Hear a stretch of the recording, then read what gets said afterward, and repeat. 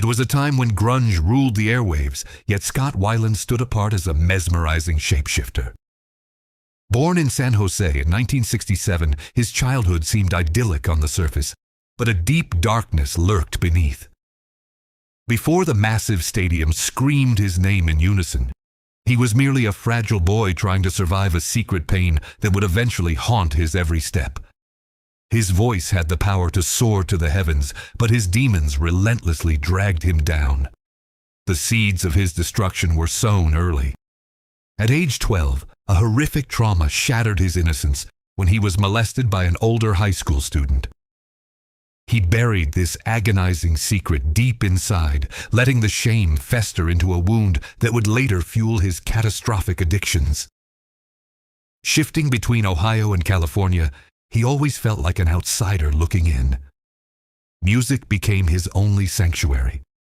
He dreamed of stardom, not just for fame, but as a mask to hide the pain. Destiny intervened at a Black Flag concert in Long Beach where he met bassist Robert DeLeo. The connection was instant and electric. They formed a band initially called Mighty Joe Young, dominating the sweaty club scenes of San Diego and Los Angeles. Scott was a natural-born frontman, slithering across the stage with a dangerous charisma. Forced to change their name due to legal issues, they chose Stone Temple Pilots, inspired simply by the creative STP motor oil logo. In 1992, Core hit the shelves and changed rock history. Critics initially dismissed them as Pearl Jam clones, but the public disagreed. The song Plush became an anthem for a generation. Scott's baritone voice, booming through his signature megaphone, commanded attention. They were suddenly the biggest band in the world, but success brought unlimited access to money and drugs. While the world celebrated their rise, Scott was quietly beginning his descent into heroin. Silencing the critics, they released Purple in 1994, proving they were musical heavyweights. Tracks like Interstate Love Song showed a melodic maturity that separated them from their grunge peers. Scott was evolving, changing his look from rugged rocker to glam icon.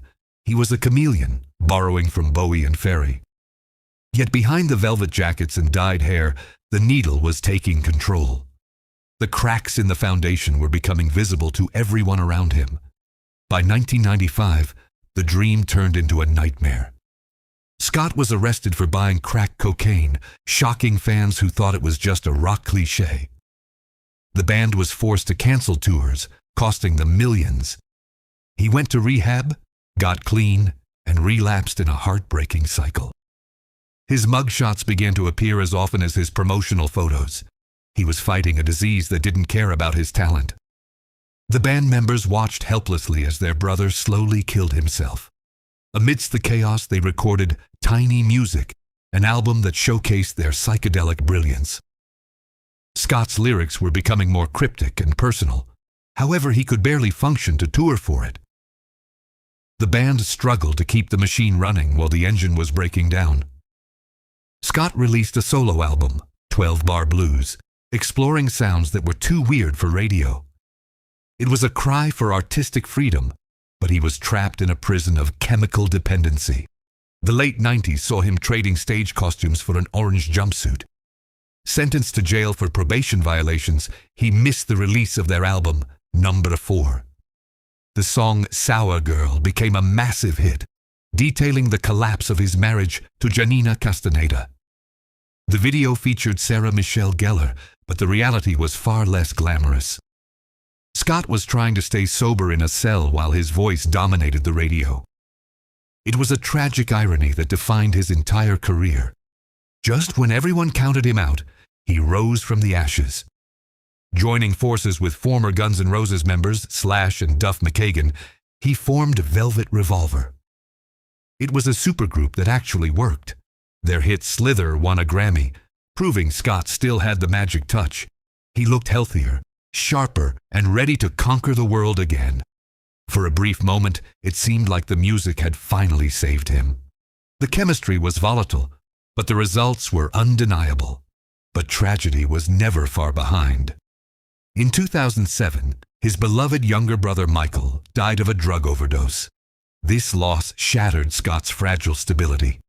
He blamed himself, feeling he had set a terrible example. The grief was a heavy anchor that pulled him back into old habits. His behavior in Velvet Revolver became erratic.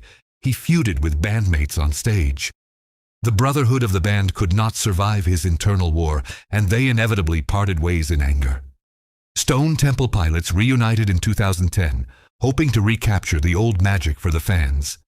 The nostalgia tours sold out, but the backstage reality was grim. Scott was often late, missing cues, or singing off-key. The tension was palpable.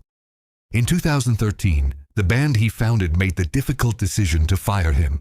He learned about it through the media. It was a public humiliation that stung deeply. He lost the rights to the name and the legacy he had built with his own two hands. Alone and defiant, he formed a new backing band, the Wildabouts. They played smaller venues, far from the arenas of the past. Videos surfaced online showing a gaunt Scott, forgetting lyrics and looking disoriented. Fans watched with a mix of pity and horror.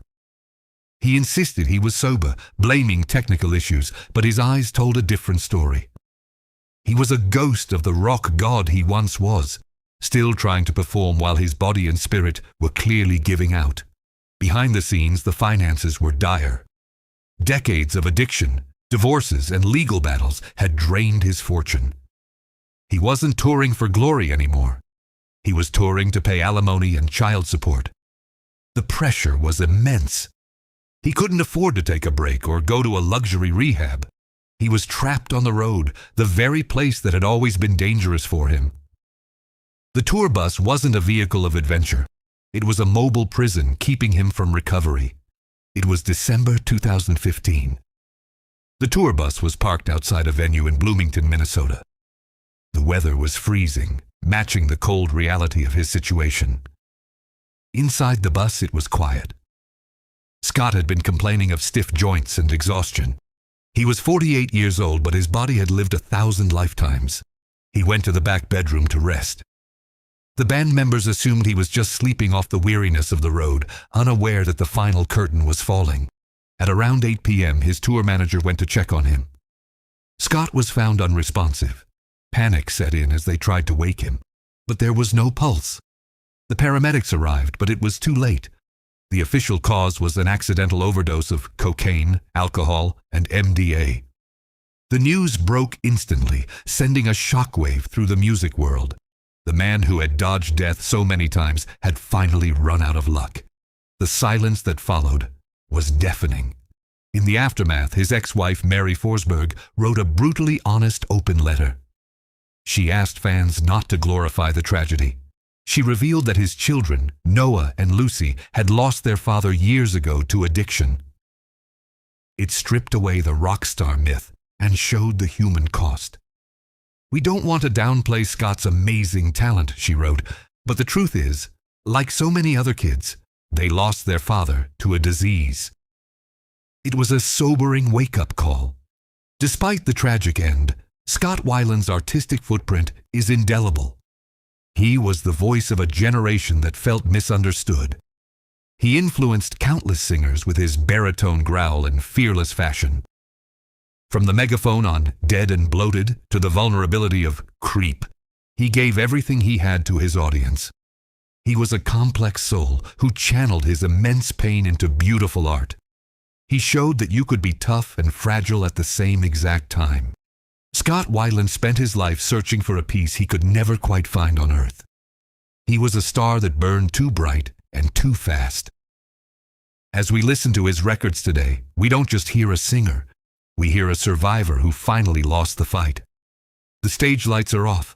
The megaphone is silent, but the echo of his voice remains.